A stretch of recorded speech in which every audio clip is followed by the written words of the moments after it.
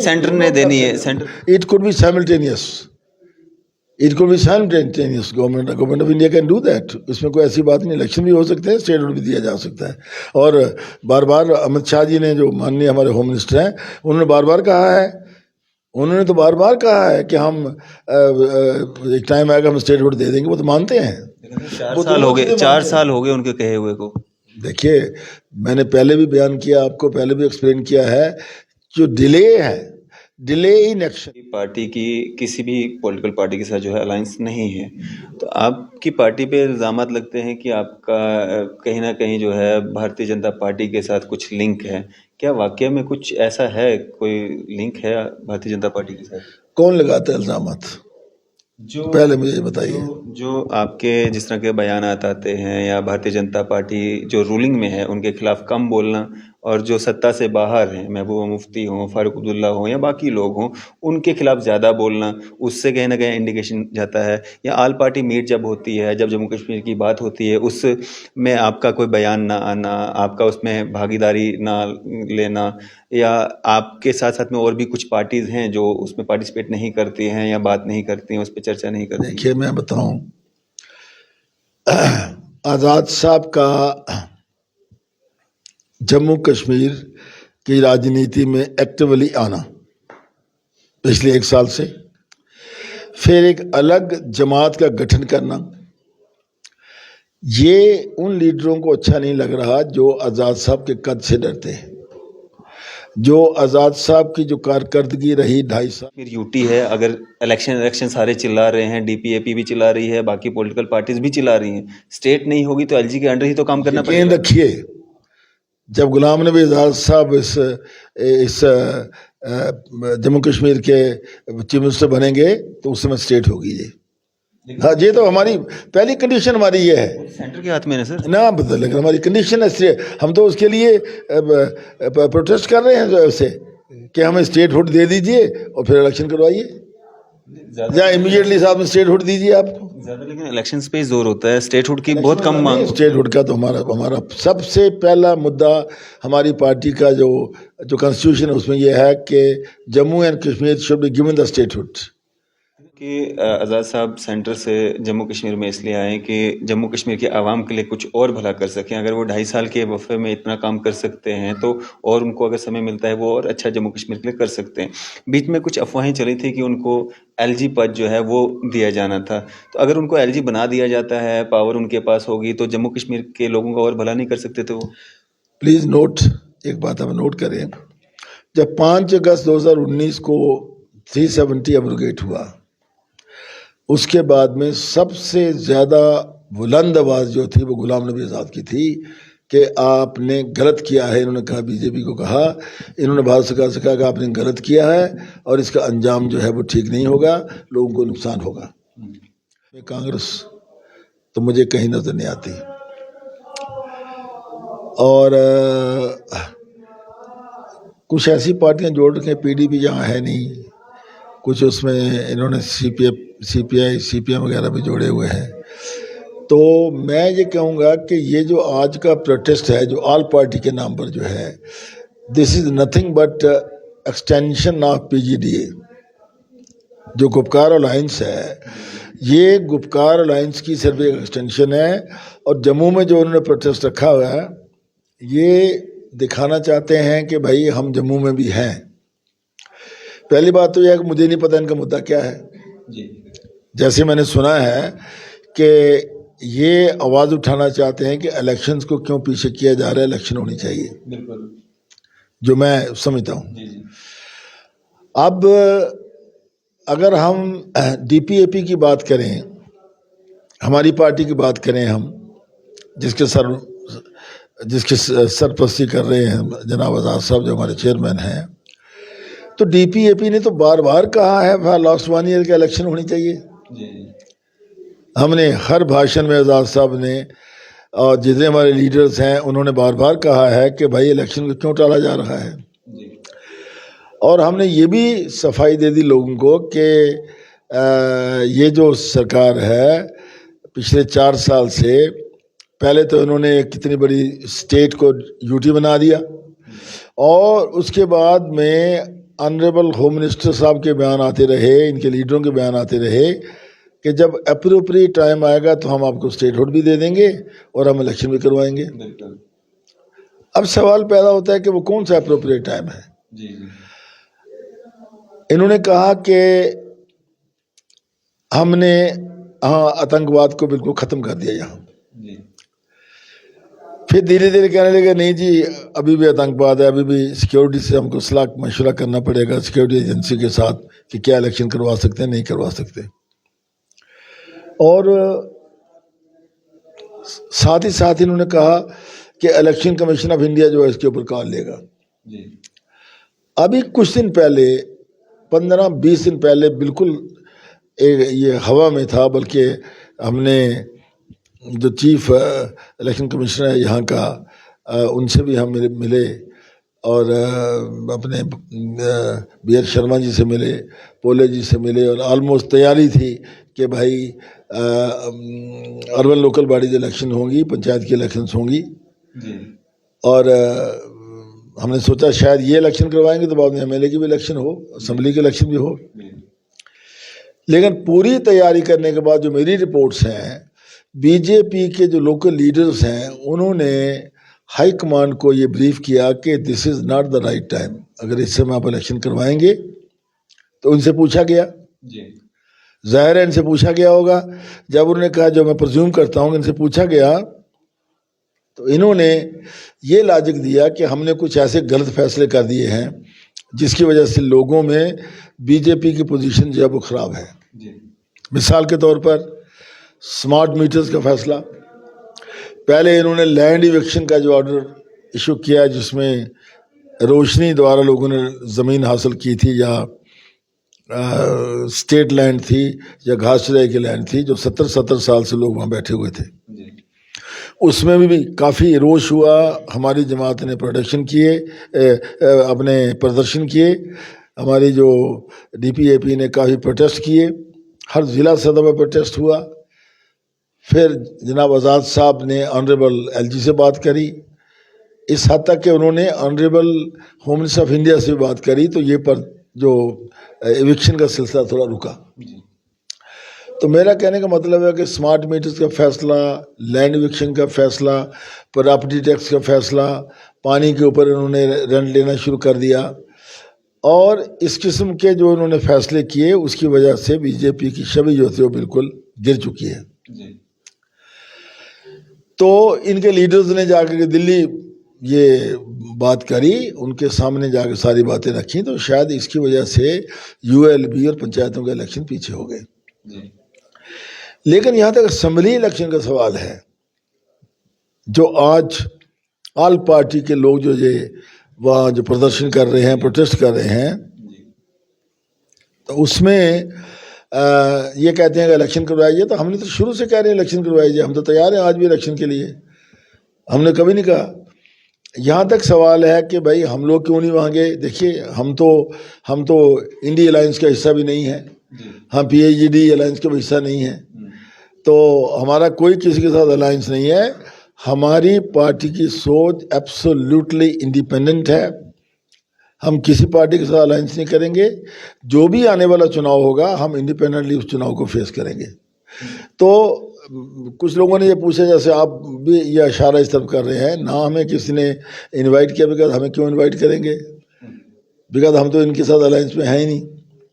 तो इसलिए हमने भी बार बार कहा कि इलेक्शन होने चाहिए। तो ये कोई नई बात नहीं है, ये जो प्रोटेस्ट है कोई नई बात नहीं है, इनके लीडर्स की स्टेटमेंट्स भी आई हैं इंडिविजुअली, चाहे नेशनल कॉन्फ्रेंस के लीडरों ने कहा या कांग्रेस के लीडरों ने कहा या किसी ने भी कहा होगा, लेकिन वो भी इनके बयानात भी इसके ऊपर ऑलरेडी आ चुके हैं। तो मुझे नहीं लगता कि ये प्रोटेस्ट जो है अब जम्मू में आकर के, मैं अंदाज़ा नहीं लगा सकता, जैसे ये लोग तो बहुत बड़ा क्लेम करते थे, लेकिन आप जानते होंगे वहाँ कितने लोग आए हैं, ऑल दिस थिंग मैं नहीं जानता इसमें। लेकिन जिस तरह से आप कह रहे हैं कि महबूबा मुफ्ती या फारूक साहब, जो ये दो पॉलिटिकल पार्टीज़ हैं जम्मू कश्मीर की बड़ी ये अपना एक वजूद बचाने के लिए, लोगों के बीच में आने के लिए जो है ये प्रोटेस्ट या ये ऑल पार्टी मीट वगैरह कर रहे हैं। वो तो इस प्रोटेस्ट में आए ही नहीं जिन्होंने कॉल दी थी, ना महबूबा मुफ्ती जी, ना डॉक्टर फारूक अब्दुल्ला साहब। देखिए, मैं एक बात बताता हूँ। आपको पता कि कुछ दिन पहले जब हमास और इजराइल का आपस में झगड़ा हुआ, जी हमास ने वहाँ एक लार्ज नंबर में टेररिस्ट इजराइल में भेजे, इजराइल ने उसका काउंटर किया। उनकी लड़ाई बड़ी पुरानी है। अब बताइए, मैंने बयान सुना महबूबा जी का उसके ऊपर। महबूबा जी की लीडरशिप को कौन जानता है वहाँ जब इंटरनेशनली कि महबूबा क्या है। तो उसका बयान देना हमास के हक में सिर्फ ये है कि वो चाहती है कि जो श्रीनगर में उनकी कॉन्स्टिट्यूंसी है, शायद उस कॉन्स्टिट्यूंसी में कोई मजबूती आ जाए, वरना उसका क्या मतलब है उसके बयान देने का। फारूक साहब ने भी बयान दिया, लेकिन फारूक साहब का बयान जो है वो बड़ा एक बैलेंस बयान था, जिसमें उन्होंने कहा कि युद्ध जो है वो किसी चीज़ का सलूशन नहीं है, और उन्होंने थोड़ा सा कटाक्ष किया यूनाइटेड नेशंस के ऊपर कि this speaks the failure of the United Nations, otherwise इस किस्म का झगड़ा नहीं होना चाहिए और कुछ ना कुछ फैसला वो कर लें। तो मेरा कहने का मतलब है कि महबूबा मुफ्ती जो है वो अब इजराइल और हमास के जो झगड़ा है उसके ऊपर अपने बयान देती है। अपनी कॉन्स्टिट्यूंसी से उसकी यहाँ है नहीं महबूबा मुफ्ती की, उधर वो इंडिया अलायंस में सेंटर में बैठती है, और सिर्फ वो इंडिया अलायंस वाले जो हैं उसको दिखाने के लिए देखो जी ये जम्मू कश्मीर की चीफ मिनिस्टर रही है। लेकिन महबूबा मुफ्ती की बताइए, अगर कल हिंदुस्तान में जो सरकार बनेगी, मुझे बताइए पीडीपी का क्या रोल है उसमें, बता दीजिए मुझे, कोई रोल है उसका? तो ये ऐसे ही मान ना मान मैं आपका मेहमान वाली बात जो है, ये महबूबा मुफ्ती का रोल है। तो यहाँ भी शायद जो प्रदर्शन यहाँ हो रहे हैं, प्रोटेस्ट हो रहे हैं, तो इसमें भी महबूबा मुफ्ती आके देखो जी मैं चीफ मिनिस्टर यहाँ रही हूँ, ये हुआ वो हुआ फलाना हुआ ऐसे हुआ, ये इलेक्शन हुए एंड ऑल दैट। उसका काम है कि हमेशा कोई ना कोई ऐसी बात करनी जिसमें सिचुएशन को पोलराइज किया जाए। देखिए, मैं कहता हूँ कोई भी बात चाहे बीजेपी हो, कांग्रेस हो, कोई पार्टी भी हो, चाहे पीडीपी हो, any party for that matter, जो पोलराइज करने की बात करेगा ये बात अच्छी नहीं है। बिल्कुल, I am not favour of making any statement जिसमें हम हिंदू मुसलमान में पोलराइजेशन हो जाए या दो रिलीजन में पोलराइजेशन हो जाए। This is not good for the country. Shiv साहब, आपने कहा कि आपकी पार्टी की किसी भी पॉलिटिकल पार्टी के साथ जो है अलायंस नहीं है, तो आपकी पार्टी पे इल्ज़ामात लगते हैं कि आपका कहीं ना कहीं जो है भारतीय जनता पार्टी के साथ कुछ लिंक है। क्या वाकई में कुछ ऐसा है, कोई लिंक है भारतीय जनता पार्टी के साथ? कौन लगाता है इल्ज़ामात, जो पहले मुझे बताइए। जो आपके जिस तरह के बयानात आते हैं, या भारतीय जनता पार्टी जो रूलिंग में है उनके खिलाफ कम बोलना, और जो सत्ता से बाहर हैं, महबूबा मुफ्ती हों, फारूक अब्दुल्ला हों या बाकी लोग हों, उनके खिलाफ ज़्यादा बोलना, उससे कहीं ना कहीं इंडिकेशन जाता है। या ऑल पार्टी मीट जब होती है, जब जम्मू कश्मीर की बात होती है, उसमें आपका कोई बयान ना आना, आपका उसमें भागीदारी ना लेना, या आपके साथ साथ में और भी कुछ पार्टीज़ हैं जो उसमें पार्टिसिपेट नहीं करती हैं या बात नहीं करती हैं, उस पर चर्चा नहीं करती। देखिए, मैं बताऊं, आज़ाद साहब का जम्मू कश्मीर की राजनीति में एक्टिवली आना पिछले 1 साल से, फिर एक अलग जमात का गठन करना, ये उन लीडरों को अच्छा नहीं लग रहा जो आज़ाद साहब के कद से डरते हैं। जो आज़ाद साहब की जो कारकर्दगी रही 2.5 साल as a chief minister, as a वजीर आला जब यहाँ रहे, तो जिस ढंग से उन्होंने इस रियासत जम्मू कश्मीर के निज़ाम को संभाला, जिस ढंग से उन्होंने यहाँ विकास करवाया, जिस ढंग से जहाँ ऐसे एरिया जो जहाँ दिक्कतें थीं उनको डिस्ट्रिक्ट बनाया, कुछ नए सब डिवीज़न बने, नियाबतें बनी, तहसीलें बनी, और डेवलपमेंट के मैदान में उन्होंने फॉर एग्जांपल पार्क्स, गार्डन्स, सड़कें, इनमें सारा काम किया। बल्कि एक बड़ी ज़बरदस्त मिसाल है आपकी ट्यूलिप गार्डन की। देखिए, निशात या शालीमार ये मुगलों की निशानी है, मुगलों ने बनाया मुगल गार्डन जो है, उस समय उन्होंने सोचा। आज जो ट्यूलिप गार्डन आज़ाद साहब ने बनवाया, उसको देखने के लिए हिंदुस्तान के कोने कोने से लोग यहाँ आते हैं। तो मेरा कहने का मकसद है, एक तो आज़ाद साहब की कारकर्दगी एज ए वज़ीर आला जो है वो उनके लिए डर पैदा करती है। जब हमने बार बार कहा, आज़ाद साहब ने कहा कि मेरा किसी के साथ कोई अलायंस नहीं है। नंबर 2, कौन कहता है कि हमने बीजेपी की हम नुक्ताचीनी नहीं करते, बीजेपी को क्रिटिसाइज नहीं करते। अभी अब इंटरव्यू में चल रहा था, मैंने तो दबा करके बीजेपी के ऊपर ब्लेम लगाया है इस बात के लिए कि बीजेपी ने झूठ बोला, बीजेपी ने इलेक्शन के लिए गलत बयानी करी, बीजेपी इलेक्शन नहीं करवाना चाहती, बीजेपी डिलिबरेटली इलेक्शन को डिले कर रही है। बताओ, इससे ज़्यादा हम क्या कहेंगे। अब तीसरी बात जो है, जब हम उस अलायंस का, पीएचडी अलायंस का हिस्सा ही नहीं है हम शुरू से लेकर के, तो आज ऑल ऑफ ए सडन हमें कोई कहे कि उसका हिस्सा बन जाओ, तो इसका मतलब ये नहीं कि हम बीजेपी के साथ मिले हुए हैं। ये रही चौथी बात। पांचवी बात मैं बताना चाहता हूँ, मैं खसूसन नेशनल कॉन्फ्रेंस के लीडरों से पूछूंगा, नेशनल कॉन्फ्रेंस तो बीजेपी के साथ अलायंस में रही, केंद्र में उन्होंने नेशनल कॉन्फ्रेंस ने सत्ता में अपनी हिस्सेदारी डाली। फारूक साहब भी मंत्री रहे, उमर साहब भी मंत्री रहे और अहम जगहों पर रहे, अहम पोजीशन उनके पास थी। तो वो बीजेपी के साथ है, जब डीपीए भी बीजेपी के साथ है। हम तो कह रहे हैं कि हम तो किसी के साथ है ही नहीं। यहाँ बीजेपी गलत करेगी, हम उसकी नुक्ताचीनी करेंगे, उसके नुक्स निकालेंगे, उनकी अपोजिशन करेंगे, और कर भी रहे हैं और कर भी रहे हैं। आप कह रहे हो कि आज़ाद साहब सेंटर से जम्मू कश्मीर में इसलिए आए कि जम्मू कश्मीर के आवाम के लिए कुछ और भला कर सकें। अगर वो 2.5 साल के वफ़े में इतना काम कर सकते हैं तो और उनको अगर समय मिलता है वो और अच्छा जम्मू कश्मीर के लिए कर सकते हैं। बीच में कुछ अफवाहें चली थी कि उनको एलजी पद जो है वो दिया जाना था, तो अगर उनको एलजी बना दिया जाता है, पावर उनके पास होगी, तो जम्मू कश्मीर के लोगों का और भला नहीं कर सकते थे वो? प्लीज़ नोट, एक बात हम नोट करें, जब 5 अगस्त 2019 को 370 एब्रोगेट हुआ, उसके बाद में सबसे ज़्यादा बुलंद आवाज़ जो थी वो गुलाम नबी आज़ाद की थी कि आपने गलत किया है। इन्होंने कहा, बीजेपी को कहा, इन्होंने भारत सरकार से कहा कि आपने गलत किया है और इसका अंजाम जो है वो ठीक नहीं होगा, लोगों को नुकसान होगा। और जब आज़ाद साहब की बात नहीं सुनी गई, तो ये भी एक रीज़न है जो उनका अलग पार्टी बनाने का, कि मैं जम्मू कश्मीर के लोगों से दूर नहीं रहना चाहता, मैं उनके साथ काम करना चाहता हूँ। पिछले 4 साल से वो बड़ी मुसीबतों का शिकार हो रहे हैं। This was one of the reasons. दूसरी बात जो आपने कही है, देखिए, आज़ाद साहब यहाँ को नौकरी करने नहीं आए, वो लीडर ऑफ अपोजिशन रहे सारे हिंदुस्तान के राज्यसभा में, केंद्रीय मंत्री रहे।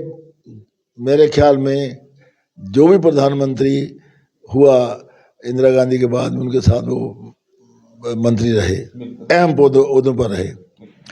और संगठन में रह करके भी मेरे ख्याल में हिंदुस्तान का कोई ऐसा प्रदेश होगा जिस प्रदेश में उन्होंने महामंत्री का ओहदा ना संभाला हो, या कार्यभार ना संभाला हो। तो एलजी बनेंगे वो, अगर एलजी बनना होता तो उनको यहाँ पार्टी बनाने की क्या जरूरत थी? वो तो वैसे ही बन सकते थे एलजी, वैसे चुपचाप, वो चाहते तो कांग्रेस के प्रेसिडेंट भी बन सकते थे। लेकिन क्योंकि कांग्रेस अपने रास्ते से भटक चुकी थी और कांग्रेस अपना रोल अदा नहीं कर रही थी, जो एडवाइस कांग्रेस को वो करते थे हाईकमान को, वो सुनते नहीं थे। और उसके बाद में 5 अगस्त 2019 के बाद में जम्मू कश्मीर के लोगों के हालात बड़े ख़राब थे, और इन सब चीज़ों को मद्देनज़र रखते हुए उन्होंने अपनी पार्टी बनाई। लेकिन सर, एलजी के अंडर काम करने से बेहतर तो ये है ना कि एलजी बनकर के काम किया जा सके आम जनता का। क्योंकि अगर जम्मू कश्मीर यूटी है, अगर इलेक्शन सारे चिल्ला रहे हैं, डीपीएपी भी चिल्ला रही है, बाकी पॉलिटिकल पार्टीज भी चिल्ला रही हैं, स्टेट नहीं होगी तो एलजी के अंडर ही तो काम करना पड़ेगा। रखिए, जब गुलाम नबी आज़ाद साहब इस जम्मू कश्मीर के चीफ मिनिस्टर बनेंगे तो उस समय स्टेट होगी ये। हाँ, ये तो हमारी पहली कंडीशन हमारी ये है। सेंटर के हाथ में है सर ना बदल, लेकिन हमारी कंडीशन है, हम तो उसके लिए प्रोटेस्ट कर रहे हैं उससे कि हमें स्टेट हुड दे दीजिए और फिर इलेक्शन करवाइए, या इमीडिएटली साहब में स्टेट हुड दीजिए आपको। ज़्यादा लेकिन इलेक्शंस पे ही जोर होता है, स्टेटहुड की बहुत कम मांग। स्टेट हुड का तो हमारा सबसे पहला मुद्दा हमारी पार्टी का जो कॉन्स्टिट्यूशन है उसमें यह है कि Jammu and Kashmir should be given the state hood. Elections हो जाएंगे, आज़ाद साहब चीफ मिनिस्टर बन जाएंगे, उसके बाद स्टेटहुड सेंटर ने देनी है। Centre it could be simultaneous, it could be simultaneous, government of India can do that. इसमें कोई ऐसी बात नहीं, इलेक्शन भी हो सकते हैं, स्टेट हुड भी दिया जा सकता है। और बार बार अमित शाह जी ने, जो माननीय हमारे होम मिनिस्टर हैं, उन्होंने बार बार कहा है, उन्होंने तो बार बार कहा है कि हम एक टाइम आएगा हम स्टेट हुड दे देंगे, वो तो मानते हैं। 4 साल हो गए, 4 साल हो गए उनके कहे हुए को। देखिए, मैंने पहले भी बयान किया, आपको पहले भी एक्सप्लेन किया है, जो डिले है, delay in action, granting statehood to the state. जी सर, आम जनता के लिए क्या एक मैसेज रहेगा आपकी तरफ से? देखिए, आम जनता जो इस समय दुखी है, मैंने आपको बयान भी किया, बताया भी आपको, लोग चाह रहे हैं कि यहाँ इलेक्शन नहीं हो रही, लोगों की सुनवाई नहीं है। इवन तहसीलदार, आपका पटवारी, छोटे लोग भी जो है लोगों की सुनते नहीं हैं। और जो यूटी की सरकार है, यूटी की सरकार का कोई ऐसा माध्यम नहीं है जिससे वो लोगों के साथ टच में रहें जी। तो मैं आम जनता को ये कहना चाहता हूँ कि वो इंतज़ार करें, इलेक्शन ज़रूर होंगे, और इलेक्शंस में एक ऐसी पार्टी को वोट दीजिए। मैं तो ठीक है, मैं अपनी पार्टी के लिए वोट तो मांगूंगा, डीपीएपी के लिए, लेकिन ऐसी पार्टी को वोट दीजिए जिस पार्टी का लीडर जो वो क्षमता रखता है, वो ताकत रखता है कि आपको आपका विकास करवा सके, आपके बच्चों को रोज़गार दिलवा सके, आपको बिजली मुहैया हो, आपको आपके नहरों में आपको पानी मिले, आपका जो स्कूल अच्छे हों, और ये सब चीज़ें जो करवा सकता है, जो विकास करवा सकता है, ऐसा लीडर जो है, ऐसी पार्टी को वोट दीजिए। और ज़रूर हर समय ये कोशिश करिए कि हर जगह जहाँ भी आप बात करते हैं, ये ज़रूर गवर्नमेंट के ऊपर इम्प्रेस करिए कि election should be held as early as possible, और जल्दी इलेक्शन करवाएं, और हमें स्टेट हमारी वापस मिलनी चाहिए ताकि हमारी ज़मीनें सुरक्षित रहें, हमारे बच्चों को रोज़गार जो है उसका सुरक्षित रहे, और हमारे जो लोग हैं वो एक अच्छे सुरक्षित माहौल में तरक्की कर सकते हैं और आगे बढ़ सके। बिल्कुल सर, शुक्रिया सर हमारे साथ बातचीत करने के लिए। Thank you very much. तो ये थे हमारे साथ फॉर्मर मिनिस्टर व डीपीएपी सीनियर नेता आरएस चीफ साहब। इसी तरह की मजीद अपडेट्स के लिए आप देखते रहे न्यूज़ सर इंडिया। मैं अरफाज़ अहमद, कैमरामैन शाहनवाज के साथ।